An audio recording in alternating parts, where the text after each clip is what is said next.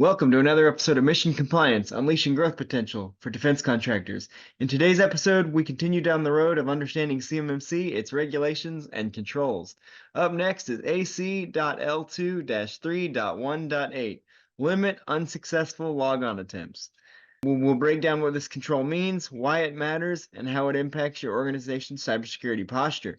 We'll also provide practical insights and strategies for achieving compliance and securing your systems effectively. So whether you're a defense contractor aiming to win more contracts or simply someone interested in bolstering your cybersecurity knowledge, you're in the right place. Get her done!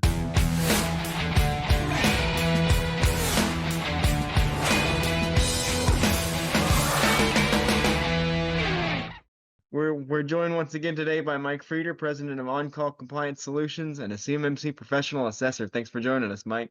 Hey, always a pleasure, Roman.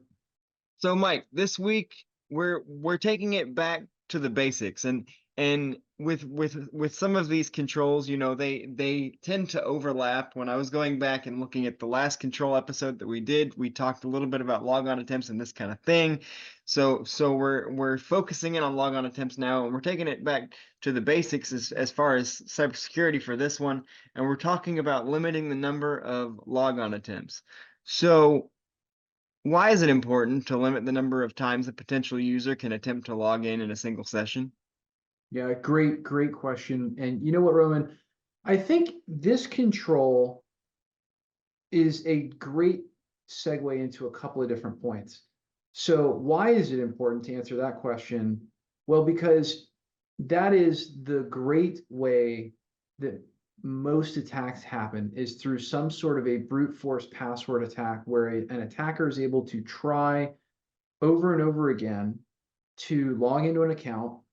And ultimately, if there is no limit on the number of times they can try, they will eventually get it. They can try millions and millions of times, and through common hacking tools, I mean, stuff like Jack the Ripper, stuff that you can literally, if you want to know how to hack any password, go to YouTube and search for hack a password. And there are brute force password attack tools that an 8-year-old could figure out how to use. It is really frightening.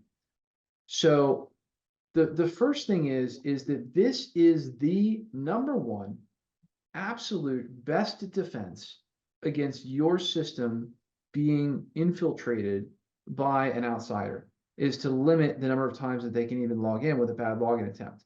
Ideally, when you limit this, it should trigger that an actual IT person has to look at what happened and unlock the account for someone to be able to get in, usually with a password change. That's the best practice. But the control is simply to limit unsuccessful logon attempts so that they're not unlimited. Now, I want to see what other questions you have, but man, I've got some really great stories. But there's one other aspect of this before we get into that I just want to hit on, which is, if you look at the sequence of the controls, and I'll just give you like the last one, for example, right? 3.1.7, prevent non-privileged users from executing privileged functions and audit the execution of such functions. So that's what a user can do. And then it leads you to 3.1.8, limit unsuccessful logon attempts, which is how a person gets into a privileged account. What's really wild to me is if you actually really look at the way the controls are laid out, they're laid out in these control families. What NIST actually is doing is they're kind of telling a story. And this is a really wild, you know, we don't need to make it into an Area 51 conspiracy or anything. But what I believe that these folks actually did is they essentially laid out how do most attacks happen, or how do attacks happen? And they arranged the controls in such a way that you can actually walk through how an attack happens and prevent it step by step. This is really wild. Nobody talks about this when it comes to NIST SP 800-171. Nobody really has, like, I guess, driven into it as far as we have, other than the people that created it. And, you know, I've found these little patterns between controls. There's usually a relationship between the control before and after it in a lot of cases. And if we look at the control that comes after this, the next one is provide privacy and security notices consistent with applicable CUI rules. The idea is, hey, listen, when a user logs in, then what's happening? And a lot of these controls really are focusing in on the end result of that. And so 3.1.8 is just so incredibly important, but it also helps to tell the story of how attacks happen. Awesome, awesome. Yeah, no, I think limiting the number of logon attempts is one of the most rudimentary and crucial things you can do as far as cybersecurity within your company. So you touched on it a little bit, but what are the key assessment points that an assessor will be looking for on this one? Yeah, so there's two assessment points that an assessor is going to look for on this one. Number one is determining if the means of limiting unsuccessful logon attempts is defined. In other words, do we have some kind of a policy or a mechanism that makes it so that someone can't just continue to try unlimited? For Windows systems, this is really easy, right? This is defined within group policy. I think it's incredibly important to know that especially older versions of Windows Server do not have this set up. This is not a default setting, but it should be around 5 unsuccessful logon attempts. Some people limit it to 3, some people have more. Your users are once in a while going to fat finger a password, so that part's not really unusual. You should allow for some, but the default policy in a lot of Windows Server operating environments is an unlimited number of attempts, and that is unbelievably dangerous. So dangerous. So the second assessment point is determine if the defined means of limiting unsuccessful logon attempts is implemented, aka is your group policy actually implemented? Is it enforced? Is it linked? I can't count the sheer number of times I've reviewed group policy for clients only to go in and look and find out that that policy was created, maybe it was even hooked up to the right group, but then it wasn't enforced or it wasn't linked and enforced. If you're an IT admin and it's been a while since you looked at group policies, I would really, really encourage you to go and look at group policy. It only takes a few minutes and actually make sure that these policies are enforced, because it's a travesty when you've got the right policies written and you didn't enforce them. And it's just not intuitive to go back after it's done, hit the right click and hit enforce, or hit the right click, and move it where it needs to be. Some people think they just create the group policy and they don't know that they have to, go drag in and associate it with whatever organizational units or security groups they want to apply it to. So I just would really highly encourage you to do that. And if you're not feeling good about this and a lot of other compliance stuff, reach out to us. I tell you what, we charge less for defense contractors to do a full-blown gap analysis and prep for NIST SP 800-171, DFARS, CMMC than most really good cybersecurity firms charge to just do a best practices gap analysis. And a lot of people don't know that. We do that on purpose. We do a lot of volume. We have a lot of really expert teams. We're a little bit bigger company, and so we pass on that economy of scale when it comes to defense contractors. I really want to emphasize that, because let me tell you what, when we go into banks, right, when we go into large law firms, large medical groups, let me tell you what, it's not as inexpensive as it is for the defense industry. We really try to take great care of our defense contractors. And again, there's just a different set of requirements here that's very well defined. In medical and legal, it's a little bit less regulated, and there's a lot more that we have to look at in some cases. So it's all about the basics. I was reminded about that in our business just recently. We were just talking in a meeting this morning about how, as we continue to scale our business up, we have to make sure that we're doing the best practices and fundamentals, because those basic best practices are what are going to hold us back. It's not something fancy. It's not, some crazy new system we have to put in place. It's just making sure that we did the same things when we're larger that we did when we were smaller that made us effective. And, it's the same thing with cybersecurity. You have to continuously go back and vigilantly check those controls to make sure that they are going. So the next question I have on here, I'm not going to ask you, because normally with these control ones, it's like, what challenges may an organization face, but limiting, as far as cybersecurity, limiting the number of logon attempts is about as straightforward as it comes. So I wouldn't imagine there being a ton of challenges per se when implementing that. But you did tell us at the top that you had a story or two regarding this control. So why don't you take it away?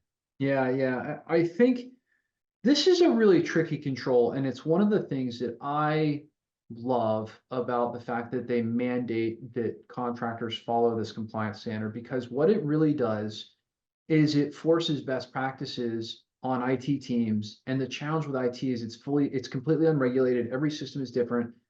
And so you just may not really understand what's important, right? Like there's no red flags that tell you like, hey, it's a big red flag if you don't do X. And in this case, 3.1.8 is a giant red flag about this particular setting amongst any system. And by the way, not just limited to Windows systems, but any system, right? QuickBooks, whatever, you should always have the ability to limit unsuccessful logon attempts. Time after time, when we go in and we do all of our network documentation, we do an internal penetration test, we usually do an external penetration test. We always, in our reports, generate a anomalous login report. In other words, we have tools that will check for unusual login times by accounts. We have tools to check for good and bad login accounts. So even if you have a SIEM solution, which a lot of people when we first go into a consultation don't have one, we will have a tool that will go and pull that login history from domain servers and things like that, and even other systems. I have numerous times, and by the way, it happens with the larger companies too. It's not just small companies. I'm talking large companies with multi-person IT departments, 2, 3 people on IT. Find that we will go in and we will find accounts that have thousands of bad logins within the last 24 hours. It is absolutely absurd and frightening. And as soon as I see that, and by the way, we do one of those on every one of our consults. I immediately know that their system is being attacked. There is someone trying to brute force a password in their system. There could already be someone in the system. There could be a runaway script and it could be no big deal. But nonetheless, I stop the consultation every single time, all right? And everybody on my team has seen this. I will stop the consultation. I will say, won't leave here until we're compliant. You need to take time to figure out what that is or just simply shut that machine down. And I cannot tell you the number of times that's happened. I mean, literally probably over 75 times in the last 5 years, we've done that. This control alone is, in my opinion, worth the time it takes to go through the entirety of the NIST SP 800-171 compliance standard and actually implement it and actually apply it. It's one of those things where and again, I think a lot of people who listen to the podcast regularly know, kind of my origin story with this, which was, in the beginnings of ransomware, we were trying to sort of look for one standard way that we could know that we were adequately protecting our clients. We applied NIST SP 800-171 across the board. We got ransomware to stop for our clients. It's a huge win. We just like security issues stop being an issue. It's really wild. This is one of those audit points where I go, I need to make sure I take adequate time to look through the reports and the documentation, because it's very possible that this is where the problem is going to originate. And, again, we're under NDAs and confidentiality, so I really can't dive very specifically into any stories. But I will tell you is, if you do not have a tool that will trigger and send you an alert every time there is a bad login, if you are not regularly looking at a bad login report, you need to implement that into your weekly routine. It is the first sign that someone from outside who is unauthorized is trying to get inside. And it is one of the things you must program your SIEM solution to look at. And I just can't emphasize it enough, because I know from experience that probably 1/4 or 1/3 of the clients that we've ever looked at have had an issue with this. That is a large amount. That is a huge amount. And it makes, I think, 3.1.8 one of the absolute most important controls when it comes to security. And so I want to share that with our audience, because if you've never looked at this, I would just really highly encourage you to do so. And it's so important we do it with every single one of our consultations as a part of our risk assessment. And again, I think that every client out there, everyone who administrates a network should be looking at unsuccessful logon attempts in any system to make sure that they are not being brute forced or that they're not being actively hunted down for inadequate logins. Remember, you can buy legitimate logins online. There may not be a lot you can do about that besides having a SIEM system monitoring for it, but the way those logins get to the internet usually is through a brute force attack that was successful. That working account is what they sell. They don't necessarily get there just to do damage. So, again, I don't want to go super specific in any particular stories, but what I do want to do is just definitely raise a red flag around this one. It's not just sort of in there for no reason. It's in there because a great majority of systems are at risk for this. Right. And that again, that's great information. I think this is, as I said earlier, I think it's one of the most important controls out there, one of the most straightforward controls out there. But now it's time for at least my favorite part of the podcast and our silly question. And I gotta say, I don't know what was going through my head when I came up with this question, but we're gonna ask it anyway. Um, I've I've heard that during Blue Man Group shows, yeah, we're off to a good start. I've heard that during Blue Man Group shows, I've never been myself, but I've heard that if you walk in late, they stop the show and they single you out and they'll be like, "You're late, you're late, you're late, you're late, you're late," and like in front of everybody. So my question in that moment is like, what if after a failed logon attempt, uh, everybody in the office goes to the one person that failed to log in, or they find the person that failed to log in and goes, "You're locked out, you're locked out, you're locked out, locked out, locked out." Like I just think that would be a way to make sure that didn't happen. Yeah. You know, I actually have seen a Blue Man Group show, and number one, I'd recommend it. It's really good entertainment. And it is kind of funny that the blue guys will just like stop the show and just start staring at the person. And the best part is the person doesn't really realize they're being stared at. And I think it's a really good um it's a really good analogy for what this is like, which is a well-functioning system should recognize when someone is late, right? Or in this case, a well-functioning system should alert everybody to the idea that there's a bad logon attempt. And maybe not every time, but certainly after a certain number of logon attempts, the account should lock, right? Everybody in the IT department should stare at that user, maybe groan a little bit because it's probably the same guy that keeps fat fingering the password, and they should have to manually intervene. It's too risky to not have somebody monitoring, in this case, the audience, right, to see when somebody net new comes in late, which could be a high risk behavior, and take notice and call attention to it. That is what a SIEM solution does. And so, I think it's just one of those things that it's a really tremendous analogy. Maybe using the Blue Man Group and their sort of notification system for when there's someone who's late to the show is a great analogy for how a SIEM solution really should work. You should take notice when there's an unsuccessful logon attempt. Maybe not every one, but certainly if there's an account that hits a threshold of bad logins, then there should be attention called to that. Everybody in the audience should be staring at that person. The blue guys, maybe those are your security team, should be looking at that guy to see what's going on. Why is this guy late? What's happening? Is this guy even an authorized member of the audience? Do we need to go tackle this guy and hold him down and get the police to take him away because he's late? I don't know. But ultimately maybe that's like the best way.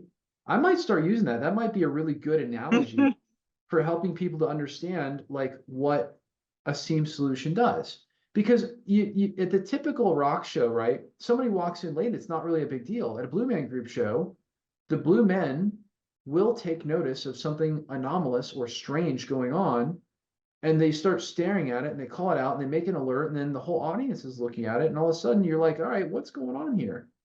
And it's a regular audience member. Okay, we can go back to work, you know?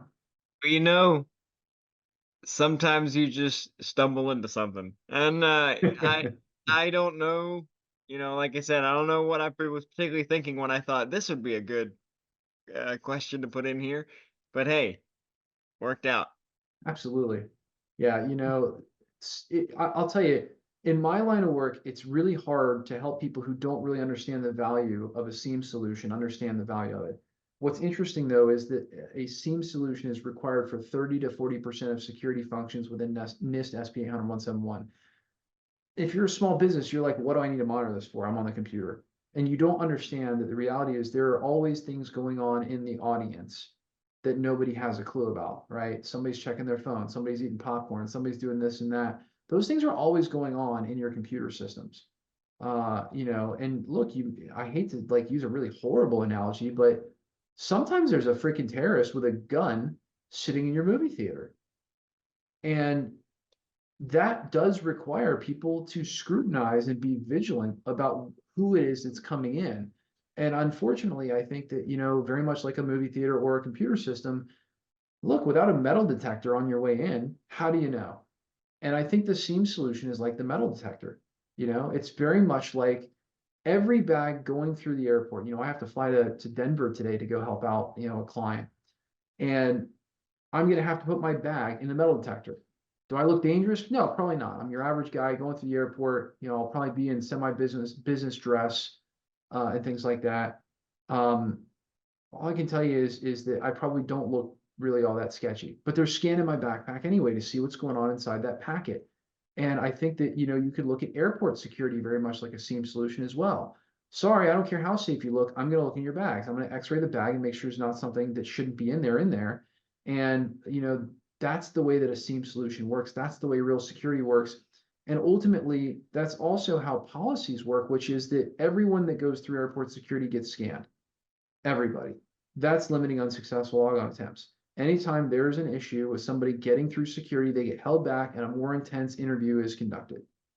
And that's very much what that is. So yeah, I'll take all the weird questions ever, man. I'll figure out a way, because you know what? Those strange questions, or silly questions in our case, we try to use those silly questions to, one, have a little fun, but two, to make an analogy, or maybe just take an unusual link, um, to try to make this a little bit more real for everybody, because it's so hard to bring this stuff onto a common sense level, because it's not. It's like this imaginary security stuff made up for this imaginary system that only like 5% of people really understand, kind of thing. Everybody else is just trying to do their job. So, I think again, it's hugely helpful to have some of these off the wall comparisons, because they work. Yeah, we talk about, if anybody just stumbles on this podcast, it could be pretty dry, pretty highbrow if they don't know everything there is to know about cybersecurity. And if they're listening to us, they probably don't. So these analogies do help, and that's why we keep doing these silly questions, despite how silly and off topic they may be, because like we saw what happened today, you may stumble into the right thing. So that's why we're here. Absolutely. And that wraps up another great episode of Mission Compliance. We hope our discussion today has provided you with valuable insights, practical strategies, and inspiration to navigate the ever-evolving world of defense. We'd like to thank Mike for joining us today and giving us all that great information on limiting password login attempts. Thanks, Mike. Hey, always a pleasure, Roman. But the conversation doesn't end here. We encourage you to continue exploring these topics and connect with us on our social media channels. Share your thoughts, ask questions, and engage with fellow listeners using the hashtag Mission Compliance Podcast. If you haven't already, don't forget to subscribe on your favorite podcast platforms so you always know when new episodes like this one are released. And we'd really appreciate it if you could take a moment to rate and review the show. Your feedback helps us to continue to bring you thought-provoking episodes and high-quality content. Join us next time as we delve further into the dynamic world of defense, security, and industry innovation. Until then, take care, stay informed, and make compliance your mission. See you next time. Thanks, everybody.